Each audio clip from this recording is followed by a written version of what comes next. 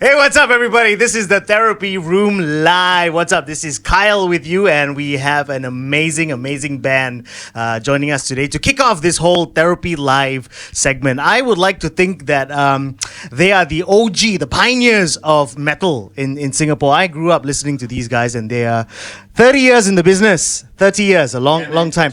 I'm just curious though, it's 30 years, Rudra, right? But you guys have the collective age of what looks like a 30-year-old as well. So when exactly did Rudra start, and how did this come about? So okay, we're gonna start with Shiva. Oh, by the way, I think we should all introduce ourselves to the good folks who are watching the show. Vinod, please. I'm Vinod, guitarist. I am Kadir, the bassist and vocalist. Hi guys, I'm Devan, I'm the guitarist. I guess I got nothing else to say. I play drums, I'm Shiva. So Shiva, you're gonna share with us how exactly Rudra started. Wow, it was way back at Ngee Polytechnic, 1991. Or 1991. Bro, were you born, bro? I was 3 years old. Okay. 1991. Yeah. So I can talk? Yeah, please carry on. Okay, 1991, Ngee Poly, I met Kadir, or Kadir met me, it's the same lah. We were playing football, I think, and then I was wearing a loose jeans, it was always dropping down. And I had this poison patch. Correct? I remember the poison patch. And then I think one of the friends, I think our so-called common friends, introduced Kadir to me saying that, hey, this fella listens to, this fella is like you, listen to rock music, he also wears this poison. And that fella told me that, hey, God, this fella, also like you, listen to all this rock music, this, that, And then we met, and then we introduced, and we had the same interest. We liked one band. Okay, one band at first, that's Motley Crue. Motley Crue. Yeah, so that's where it all started. And then we Nice. talked, and then we wanted to jam. And then we also actually got in Bala. We were all from the same poly. We were all all from same poly, and then we all had the same interests. And the rest was history. Nice. So, I understand that Rudra's original name had a different spelling, right? I think it was Rudhra, or Yeah. could you tell us about how that progressed from the original spelling down to what we all know Rudra to be spelled as now? Actually, the Rudra with the H was an incorrect spelling. Because we were forced to decide on a band name within 4 hours. Because we were recording the MIS, the compilation. So we had to submit our, band name and the song name all within, we met at Ngee Poly in the morning. The recording was 12 p.m. or 1 p.m. at Yishun. So we decided, we had 3 names. I remember 3 names that we identified. So at that time, we consulted someone, and someone said, yeah, Rudra is with a H. So that time, there's no internet, right? You can't verify any of this, right? It just have to be, ask people, consult people. Someone told us Rudra with a H, so we decided to go with that. And then after that, in 95, 96, realized that actually it's the incorrect spelling. There should not be a H. So we took a very short hiatus in 96, right? Very short hiatus, about 6 to 9 months. So when we decided to resume our journey, we said might as well, we're going to release a new album, our debut album, full length. Might as well correct that spelling. So that's when we decided to remove the H, and then Rudra became without the H. Nice. Okay. Let's shoot over to Devan for a while. Devan, if in your words, if you could describe each of your bandmates' characters in your own words, and you can relate it to cartoon characters, you can relate it to superheroes or villains, it's up to you. How would you describe each of your bandmates? And then later on, we'll have someone have a go at you as well. Okay. So, Mr. Kati is like the wise one, the sage. He's a sage. Yep. Okay. So, Vinod, Mr. Vinod is Mr. Cool Guy lah. So... Yeah. And then Mr. Shiva is the Joker. Mr. Shiva is a Joker. Joker as in the funny type of Joker, not the evil Joker. Oh, so you thought you were the other. Yeah, for a while I was like 666. You were happy for a while, right? Took it away. Okay, so Kati, what about Devan himself? What is he like? Devan, you see, I never I did not know you're going to ask me this question, but the immediate word that came to me is like a meticulous engineer. It's a meticulous Very engineer. meticulous, yeah. Like everything is structured, everything is planned, executed, and all done on time. So the next word that I think that I would associate with an engineer is precision.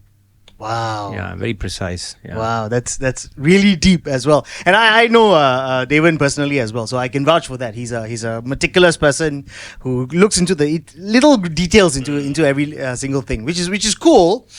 Does that play a part in keeping the band tight and together as well? Like how does that discipline come into play? Yes, sir. Yeah, I mean, I guess the main thing is the discipline. So, wow, like I think one thing we felt was, the way we sounded, I think there's a kind of sense of tightness, and I mean, Devan has a very unique style of, like when it comes to all the scales and ragas all that he plays. So, I mean, he definitely fits, with the kind of style and theme that we have. But I think one thing that has definitely happened is like, when he came in, after 10 years, exactly 10 years actually, we were talking about it, was I think all of us, I think somehow we just got motivated, like we got a brand new drum set, new drum module, new guitars. But drummer is the same drummer, right? Same drummer, different sticks, different drums, skins as well, skins. Triggers, Triggers. New modules. Yeah, cymbals.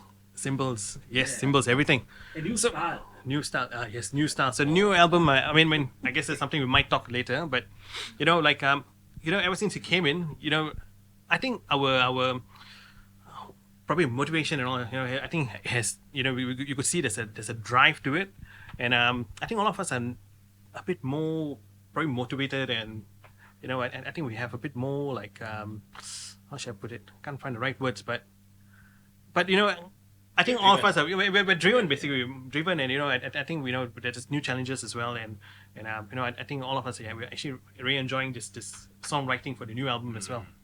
So there's a new album coming up. People we can look forward to a new album. I just want to add on something. Yeah. I think when we first met him, he was a little skinny fella, at Lee Kong Seng studio.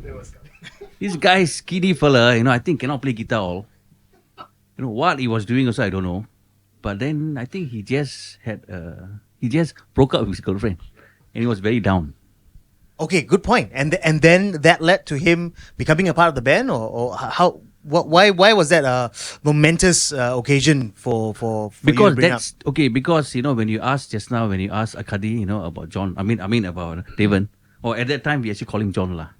He was very famously known as John. So all I can remember him is this skinny fella, no hope, no nothing. You just come there, and for him to be what he is right now, is a total change, and we really.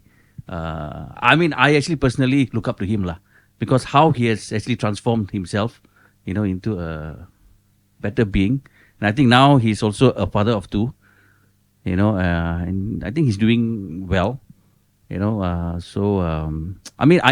have seen him change for the better, so I just want to say this thing. Devan, do you think that's something that music has done for you? Because, typically with Therapy Room, we talk to DJs in the scene, we talk to people that are in the nightlife as well.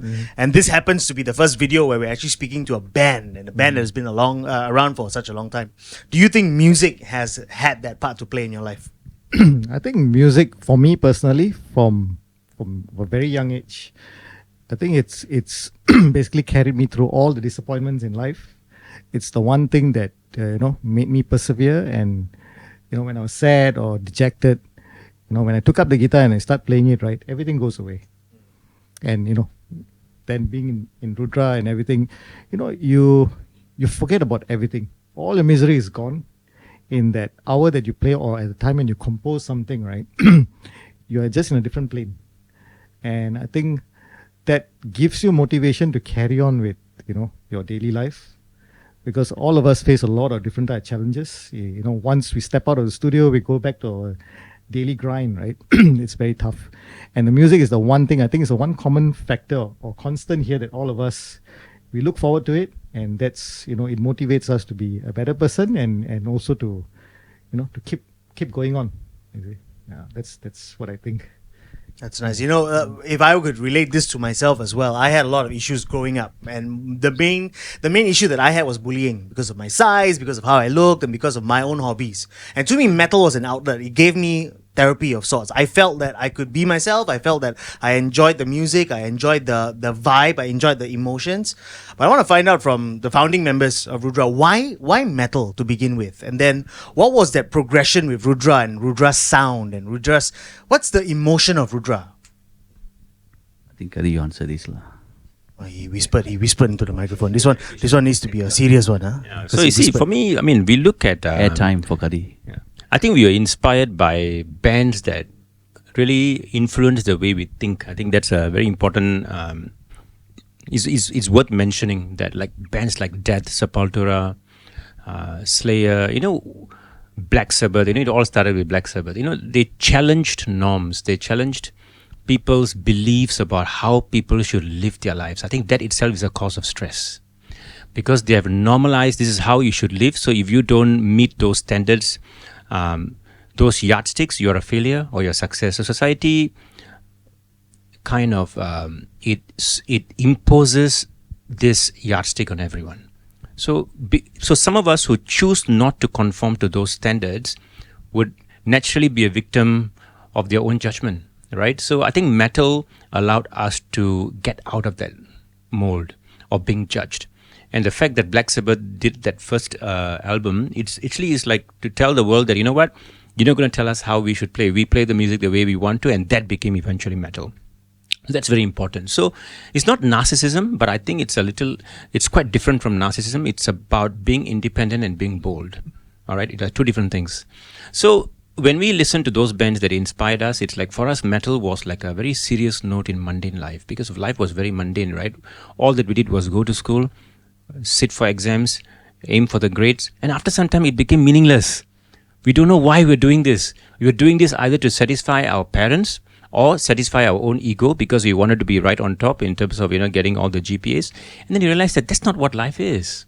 I think we felt that we wanted to be happy, and metal taught us to be happy by questioning all of this norms, societal norms, beliefs. All of them were, when you deeply investigate into, and this investigation for us took place through the lyrics of these metal bands. Like these metal bands allowed us to inquire into all of these beliefs, and then we decided that it's really worthless. Whatever that is there, not that it's worthless, but it's worthless in comparison to my own happiness, my own stability. I think that's more important. So then we decided that we want to play metal because we want to write that very thing that influenced us. So we wrote lyrics, we wrote our own music. I would not say we were proud. I think that's probably a too strong a word to use on the way that we felt. But we felt very, very, what I call, we liked what we did. Right. And eventually what we did was liked by others, right? Music is only appreciated when we can appreciate, others too can appreciate. So it became a situation where what we wrote, we loved what we wrote, people loved what we wrote. And that's when the band progressed. I hope I answered your question. Yeah, definitely. A song comes to my mind, Asura Mardini. When I hear that, and I was in the car with Deepak. Deepak's behind the camera, by the way, folks. And when I was in the car listening to the song, I had goosebumps, and I tapped on him. I said, "Bro, look at that!" And I had goosebumps on my hands. And I always do that. I always get that. For me, when I listen to Rudra, I hear empowerment. It's my roots. I hear things that I have grown up listening to as well. I hear the hymns that I've heard growing up as well. But at the same time, it feels powerful. It feels driving. In terms of when you guys write stuff or when you put a show together, what's that emotion you want people to feel? I think it's very interesting because something that we all consistently approach as a songwriting like kind of a structure is the two important things that we always look for. Number one is it has to be aggressive. Number two, it has to be calm. So it's very interesting. Two opposite, what I call extremes, it's how people always perceive this to be. But I always tell them, no, even when I'm growling, when I'm screaming, I feel calm.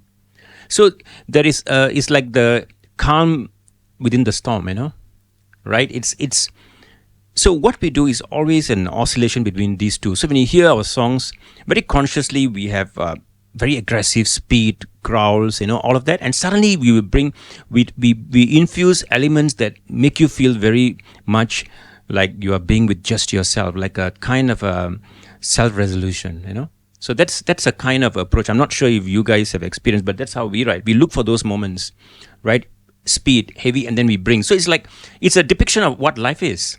Life is not always, whatever you do in the day, you have to sleep at night, right? That's when you go back, right? When the bird, decides to fold its wings and relax.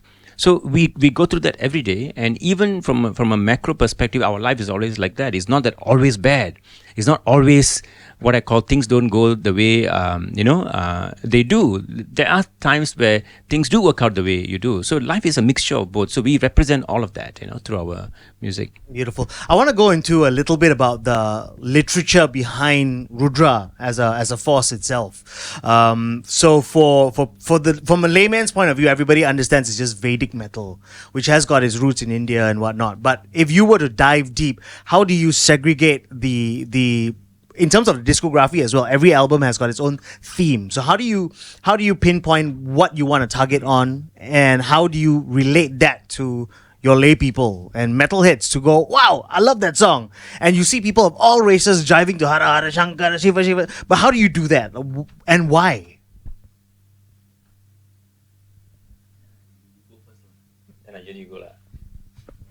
Okay, I'll just answer the Hara Hara Shankara Shiva Shiva Shankara part. That's because your name appears, Hara Hara Shankara Shiva Shiva. Okay, that song, for information, wasn't our favorite song when we actually recorded. If I'm not mistaken, correct? Was supposed to be scrapped. Yeah, that song actually never made it to the album. In fact, since you actually mentioned that, so that's the reason why I want to answer that question only. Okay. After that, it will be Kadi all the way. So it wasn't intended for it to be part of the album. Oh, no. We didn't quite like the song. When we first jammed and we actually wrote the song, right? We didn't like it, and we were like thinking this one may or may not make it to the album. But then after that, when we recorded it and we listened to it, it was like, okay. And then we played it as in the show as a last song, is it? Yeah. And then they loved it. You guys loved it. So we thought, okay, this became our anthem, I should say, Mr. Kadi, all yours. All right, man. Let's go into literature. Yeah. Right. So we don't, we agree on the focus for each album as a theme. So every album has become a conceptual since the third album, Kurukshetra. The first two albums were not as conceptual. We were still in experimentation. We wanted to test and see, how people whether like this, would this pick up. So we got I think perhaps people go through that phase. We won approval from the metal fans or the audience. So we got their approval. So from third album, it became very highly conceptual. So after that, we decided that we want to write album, because you see, to revolve around the same theme is very difficult. But we needed to revolve around the same theme with different emphasis, different perspectives. That's what we wanted to do.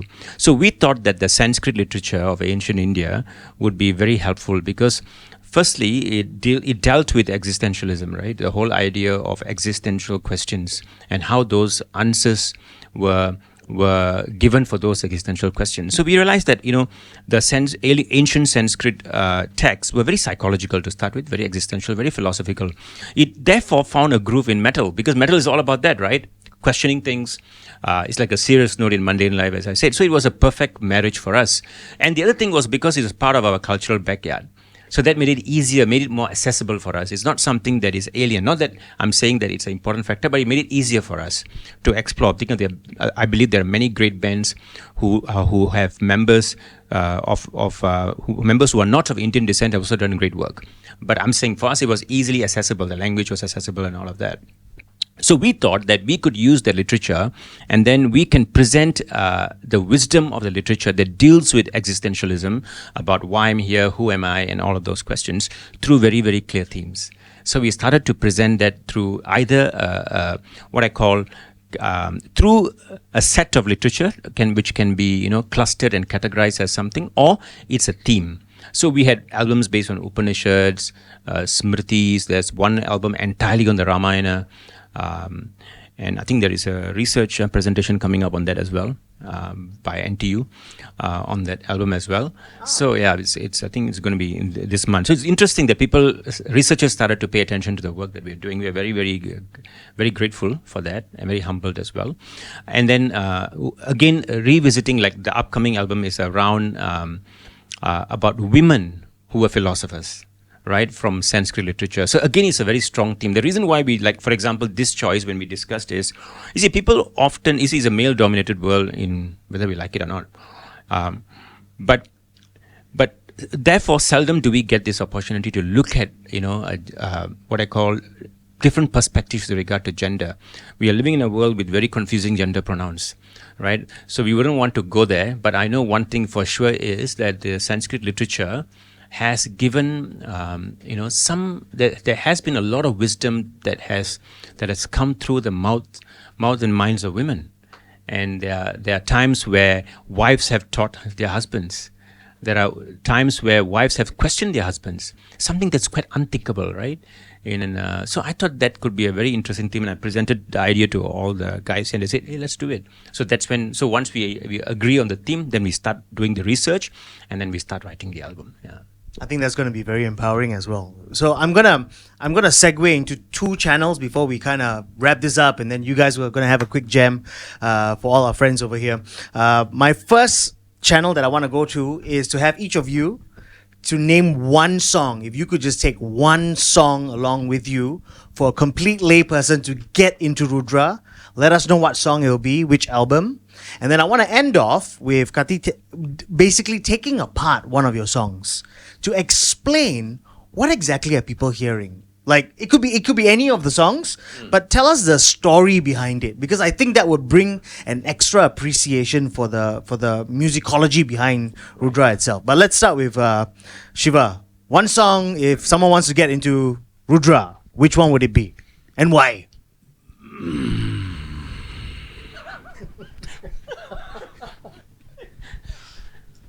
So many songs. Just one. If it's an album, it's okay. Yeah. One song. No, it's got to be one song. One song for people to, get into Rudra. To get into Rudra, Yeah, it's yeah. not say one song that represents Rudra. Well, okay, we can go either way. Either way. I think let's go for the first one. Sure. I don't want to say anything wrong. I would say Aryaputra. Aryaputra. Okay. From And that was from Aryan Crusade. Aryan Crusade. Mm. Yeah. Why? Why? Actually, it's a simple reason. In every show we play, they would want us to play that song. Okay, fair enough. That no right, no wrong. You So check it out. It's Aryaputra. That's And I Shiva's should choice. thank Kyle for giving me first the answer. The rest of the guys Because are gonna everybody suffer. else will say Aryaputra. Yeah, right? I don't know. Now Vinod is thinking hard already. John's blank. John's mind is blank. Okay, for me, since he's chosen from the Aryan Crusade, right? So what I will say is hymns to the immortal self. Okay. That one, why that particular Was that from Guru Shiktra? Immortal Eye, yeah, from the Brahma Vidya Immortal Eye, trilogy. So why that song is because I think that's a song that a lot of people can associate with in terms of the melody line. Once that melody line comes in, those of us who, from If our you know, childhood you days- know. Yep, exactly. So yeah, I think it's good so that they get into the groove and it has everything else, the aggression and everything else there. Cool. Okay, we're gonna skip Kati because Kati, I need you to take apart one song as well. So let's jump over to you, brother. Okay, all right. Spoil for choice, huh? He didn't want to You give can the use mic. two if you want. Kadi didn't want to give the mic. Yeah. Okay. Well, this is a tough one, but I guess I'll go for the first album. I'll probably choose Ananda. Ananda. Yeah. I mean, simply because that was the very first song I heard, and I was blown away. I still remember it was actually my brother who introduced Rudra to me, actually.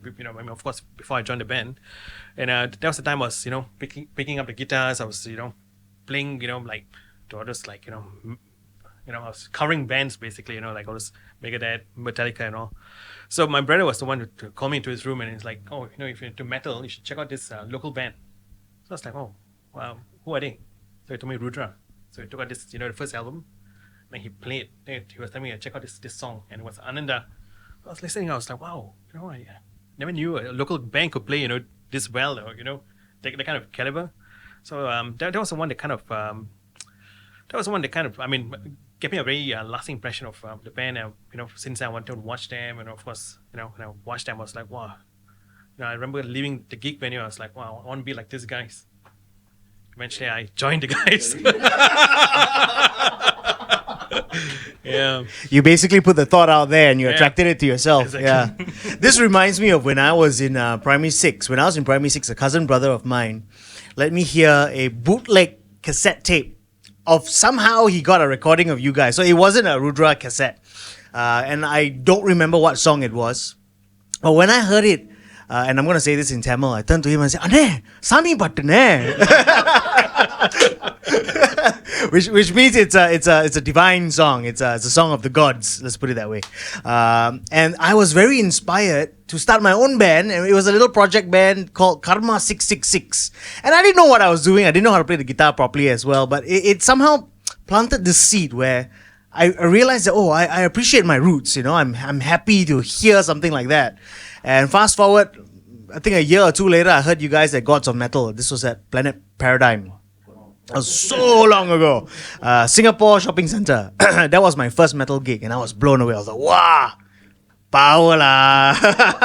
And that's when I realized the metal scene, the metal culture is so different. I saw people falling down in the mosh pit, and everything stops, and everybody picked them up. And, there's this brotherhood, there's this camaraderie that goes around, which is really nice. So, jumping into Karthik, your turn. So let us know one song and then break apart Okay, sure. that one song if you have to. So I'm going to talk about the album Rita. Rita is one of those, I think, least favorite album among our fans. And there have been fans who find this album, like they say, this is the best album probably. I love Assault. Assault is in Assault Rita, is in, right? yes, in I love Rita, Assault. yeah. So the Rita itself means order. It means the order of the universe, right? So it's entirely based on the Ramayana. I'm talking about the first song. The first song is called Death, right?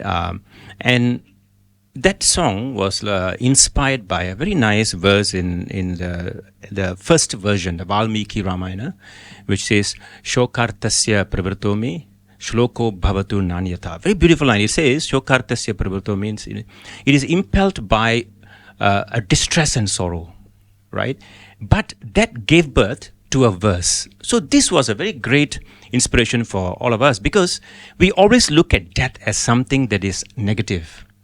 But the whole Ramayana was born because of death. Because the author saw a bird being killed by a hunter. And that sorrow, when he was ruminating, so rumination is always seen in psychology as a problem. But rumination is not a problem when you can generate insight from that. So here, from that rumination, Valmiki derives an insight, which says that actually, this rumination, if you really thought deeper, it could lead to light. And that gave birth to the whole composition of Ramayana. What a great way, I thought, to start the Ramayana, right? Death gave birth to life. So we wanted to start the album with death, because it gave birth to the whole text, and it gave birth to life in the whole vision of celebrating life in that sense, in a very way. So Ramayana is filled with sorrows, happiness, like a oscillation of both. So we actually took that verse and we composed the whole song. Writing the whole song in the spirit of showing that anything that is unfortunate is not the end. It's only part of a chain of ups and downs. You have a down, it will lead to up. Once you're up, it will go down. So holding on to any of this holding on to one of this is a problem, right? But if we just let it be, right? When there is a down, when we are down, we'll go up. When we go up, we'll come down. So that kind of a very, very measured pragmatism, I think that is what we were conveying through the first song. So that's how we wrote. We spent a lot of time simply meditating on these verses and ideas, and really sat down in his bedroom, really conceptualizing the whole album, breaking down everything. So every song on that album is based on an incident from one of the chapters of Ramayana. So it's very, very, we spent a lot of time conceptualizing it before we started writing it. So we sat down and we spoke about the emotion before we went into the songwriting process. And this continues on till today. right? Even now, we look for that emotion, we look for that resonance, and then we start writing. So that's how we feel. So it has been, so as much as people say that it is heavy, no, for us it's tranquil. We are calm. It's like meditation. Playing music for us is purely meditation. That's how we look at it. And I think we should all let that sink in for a while. This is not your typical breakup song, not your typical love song. This is way beyond that. Think about it, ladies and gentlemen.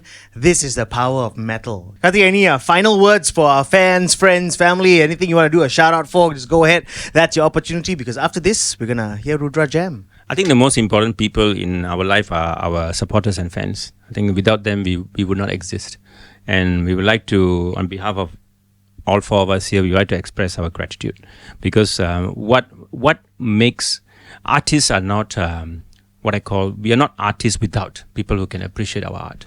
So I think our true gratitude is extended to everyone who has supported us. Thank you, Kyle. Thank you, Deepak, for having us as part of your therapy room. I think it's a very great. It feels very, very honored. We feel very honored to be part of this, right? And something that is especially for such a great and noble purpose, right? Awesome. And there you have it, ladies and gentlemen. That's Rudra, and they are going to be doing a very, very special private jam just for you. Stay tuned. That's coming up in just a bit. Yeah, man, watch us invade. All right, guys, welcome to the therapy room sessions. We call this the therapy room sessions because it's going to be very interesting. Right, you can see Shiva is already very excited. Vinod looks, yeah, okay, we'll ask him later. All right, Devan looks okay as well. All right, man. We're going to play a couple of songs from our past albums for this therapy room sessions. 2 songs. A couple of songs means plural, not just 2, more than 2. Just so that you know. I can see that. All right, man, the first song is from the Aryan Crusade, Aryaputra.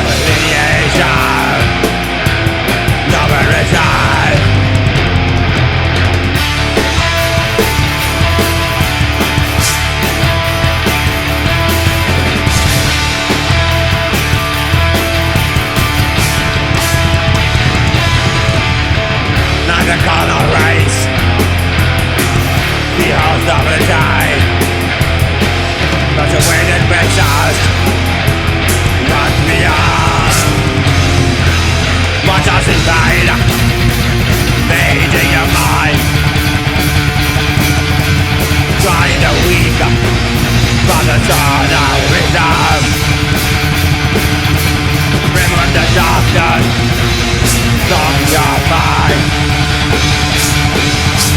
Interact with sight. It lives on your eyes.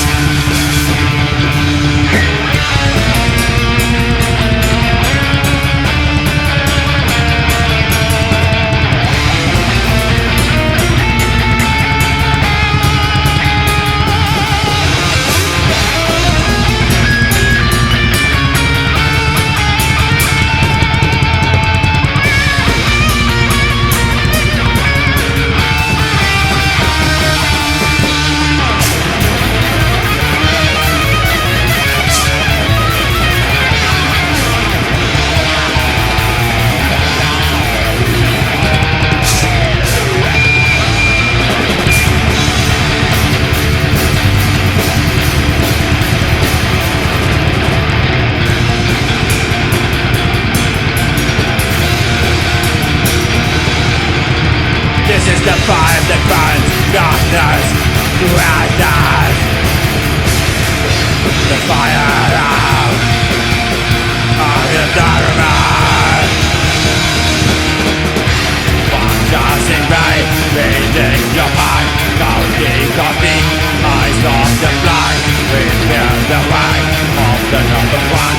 Bending the path as the Aryaputra. Fantastic rain, reading your mind.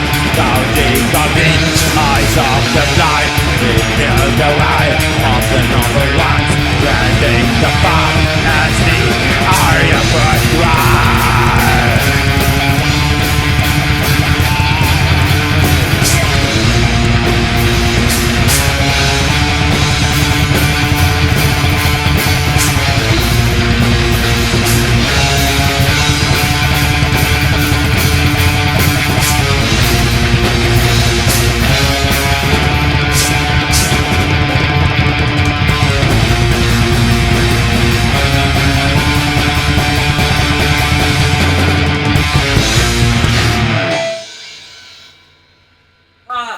Wow. All right, man. Next one. Time now. Sorry, the timer. Time is 9:45 lah. Yes, Mr. Carl. We good. We're still recording. All good. All right, man. That's good. So the next one is from the Brahmavidya Immortal Eye. Now therefore. I hope so. It's been a long time since we played this song. Aryaputra just now the big one. Improvising. Oh yes. Oh, that was improvising. Ah. Improvisation. Rip also the other way around. That's improvisation. Okay lah. I was playing this way, he was playing the other way. So I think, okay lah, it's okay lah. Jamming first time. We have not jamming a long time. We can, yeah, we can only play in Esplanade. That's the only set we can play well. Other than that, everything else is for the new album we have reserved. Okay, now therefore.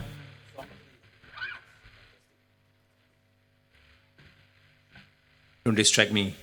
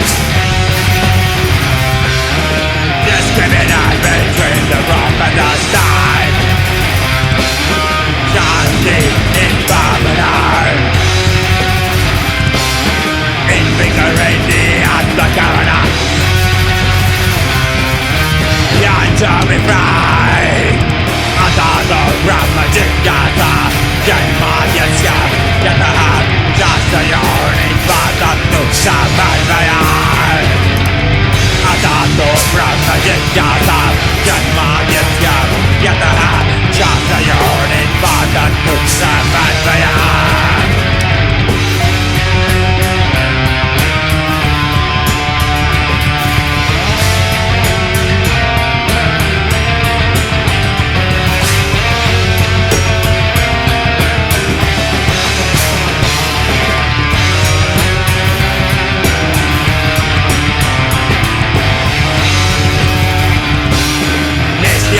You must be vegan. Indaraniya. Jakasampadai. Perfection.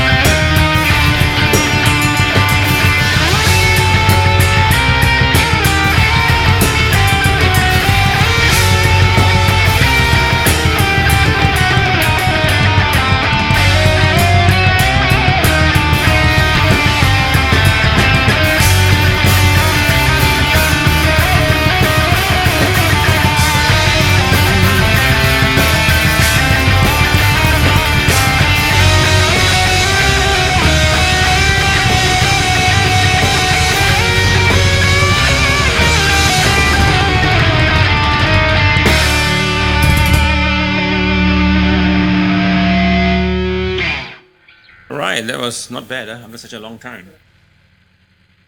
Okay, so next one is Rudra Patni.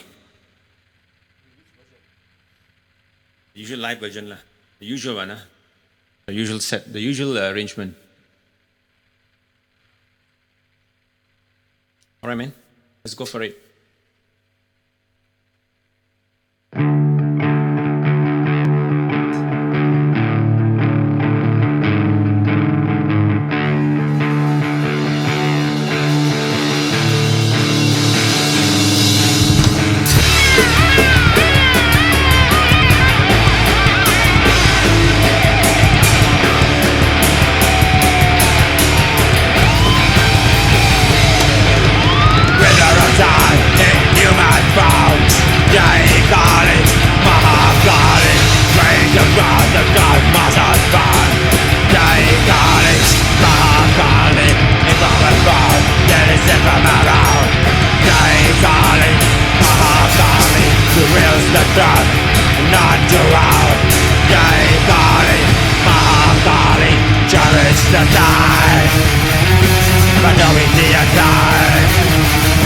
Enjoy the flight from the land of time. Mahakali, Bhadrakali, Sanatani, Rudra Patni, goddess of God, do it every time. Jai Kali, Mahakali, grind the dark and the and mine. Jai Kali, Mahakali, standing upon consciousness. Jai Kali, Mahakali, mother of this universe. Jai Kali, Mahakali.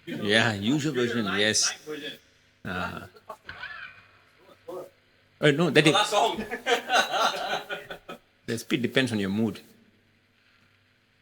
All right. Come on. That was too slow. That was the wrong song. Sorry, it wasn't even Pathless part. Right.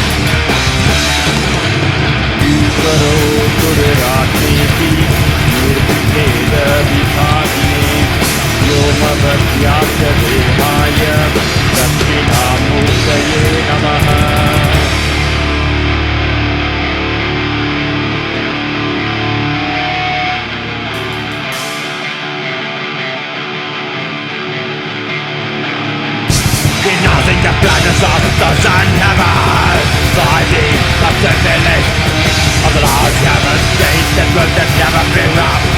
Left the city behind from a house, balance but the moment no one must down. Release myself from the cleaning outside. Freedom gain is temptation remote. The knowledge gain is ignorance remote.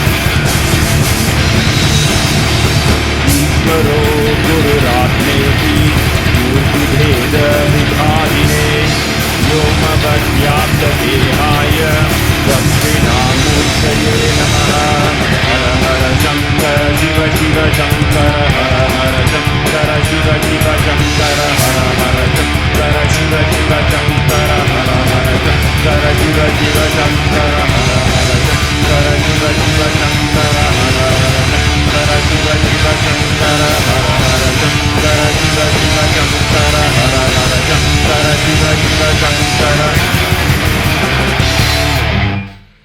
All right, good night and thank you for watching this show.